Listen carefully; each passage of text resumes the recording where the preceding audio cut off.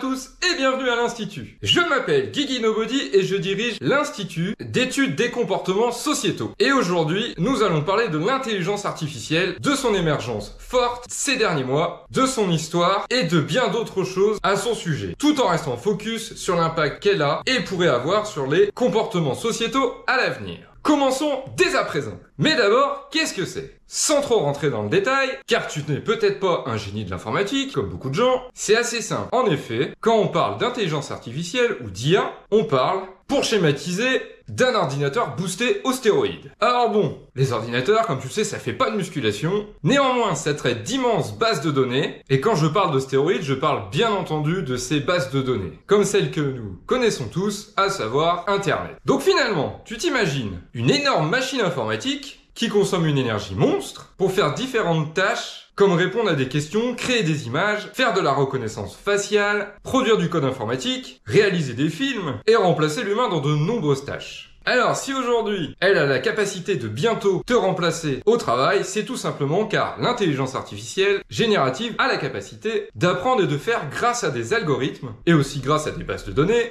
qui sont maintenant presque sans limite avec tous ceux que nous abondons sur Internet. Maintenant, en 2024, nous sommes bien loin des premiers pas de l'intelligence artificielle. Revenons quelques années en arrière. Notre bébé a vu le jour dans les années 80, grâce aux premiers travaux théoriques d'Alan Turing en matière d'apprentissage informatique. Et aujourd'hui, on arrive avec des produits que tu connais peut-être, comme ChatGPT et bien d'autres systèmes d'intelligence artificielle, qui peuvent faire tout un tas de choses comme Siri ou Alexa, qu'on connaît sur nos ordinateurs ou téléphones, ou dans notre maison. En 2016, AlphaGo, inventé par Google, gagnait déjà des parties sur des jeux vidéo en jouant mieux que l'humain. Le test a été réalisé sur le jeu Go Humain. Et l'IA, quoi qu'il arrive, gagnait toujours. L'intelligence artificielle que nous connaissons aujourd'hui offre d'innombrables opportunités et avantages en te facilitant la vie au quotidien, en accomplissant bon nombre de missions à ta place. Elle permet même d'épauler les médecins dans l'analyse de radiographie pour repérer des signes précoces de cancer là où l'humain ne l'aurait pas décelé. Dans l'industrie, l'IA permet d'automatiser et d'optimiser tout un tas de tâches pour améliorer le rendement d'une usine par exemple. C'est très simple. Aujourd'hui, l'intelligence artificielle est partout.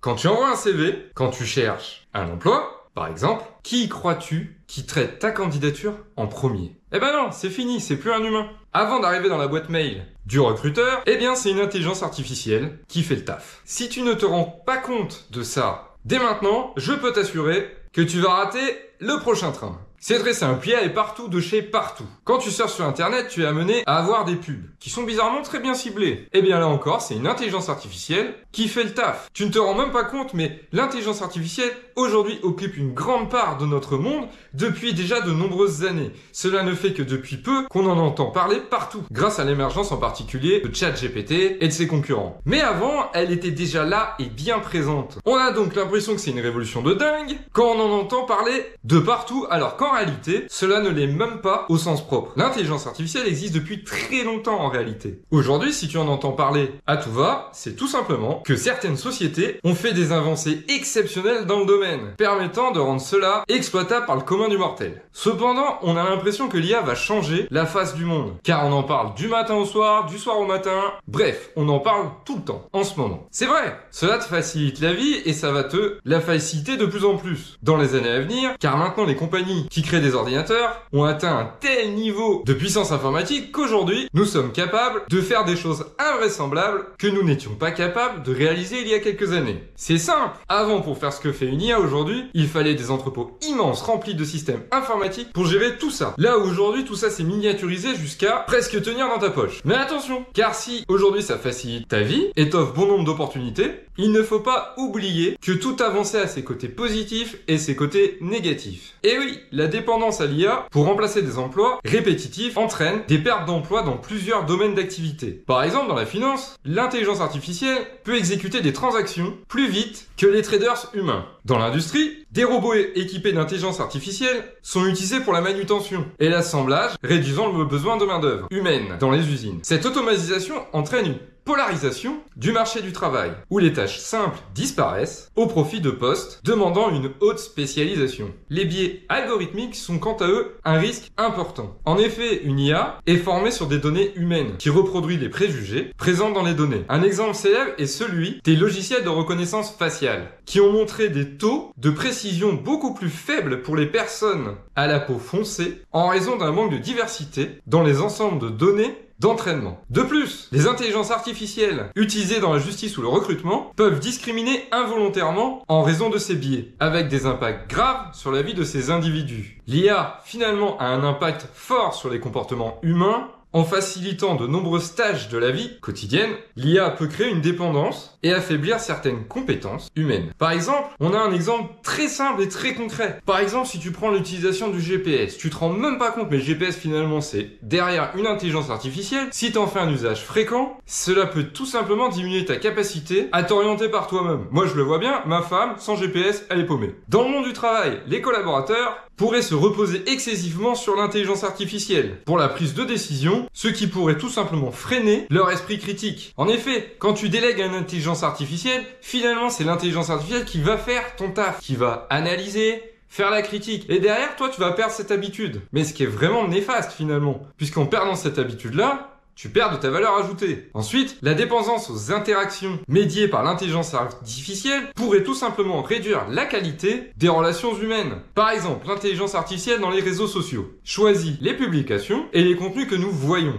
créant un effet de bulle qui peut alimenter la solitude et la comparaison sociale, menant parfois à de l'anxiété ou à la dépression. Les intelligences artificielles conversationnelles, quant à elles, pourraient même remplacer certaines interactions humaines, réduisant les échanges authentiques. Dans les pires cas, l'intelligence artificielle peut renforcer des habitudes néfastes, comme la procrastination ou l'isolement social, car elle rend facilement accessible du contenu divertissant et captivant. Alors tu l'auras compris, l'intelligence artificielle c'est clairement une opportunité, mais démoniaque. Elle va et elle apporte plein de choses qui vont entraîner des comportements, des analyses et des jugements faux et erronés, jusqu'à clairement créer une société où l'emploi va fortement disparaître, entraînant des problèmes économiques forts. Pose-toi la bonne question. Est-ce que ton emploi est menacé ?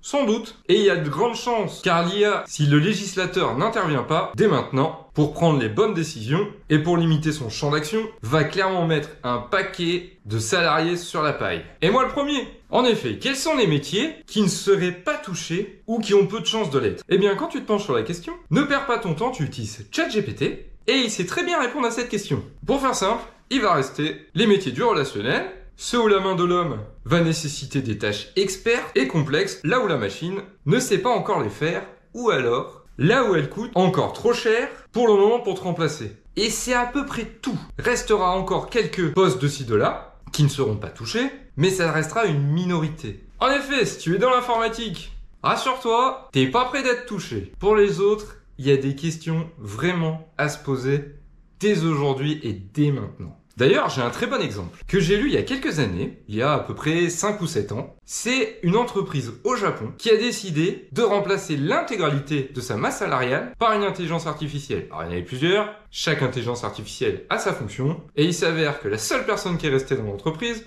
c'est le patron, qui lui avait la faculté de pouvoir utiliser l'intelligence artificielle, de la gérer, et c'est très simple. Cet homme a posé $1 milliard sur la table pour remplacer tous les salariés de sa boîte par une intelligence artificielle. Alors c'est pratique parce que une intelligence artificielle, ça part pas en vacances, ça tombe jamais malade, ça pose pas de RTT et ça bosse 24 heures sur 24. Et ben c'est simple, cet homme a rentabilisé son investissement en seulement 1 an. Tu imagines donc les dérives qui sont possibles. Tu l'auras compris, l'intelligence artificielle, à mon sens, c'est un outil démoniaque et ultra dangereux. Et encore, je te parle pas de l'influence que cela a sur l'écologie. En effet, faire une recherche grâce à une intelligence artificielle consomme 10 fois plus d'énergie que faire une simple recherche sur Google, sans oublier la pollution générée par tout ça. Pour conclure, il est donc important et primordial d'encadrer le fonctionnement et l'utilisation de l'intelligence artificielle dans notre société. Sinon, cela entraînera des dérives dans les prochaines années sur le comportement humain et sur son environnement. Sur ce, cette vidéo touche à sa fin. Je te remercie d'avoir suivi ce contenu. N'oublie pas de t'abonner à la chaîne, de liker, partager et de glisser un petit commentaire en dessous de la vidéo pour faire vivre et avancer la chaîne. Sur ce, je te dis à la prochaine et bye bye!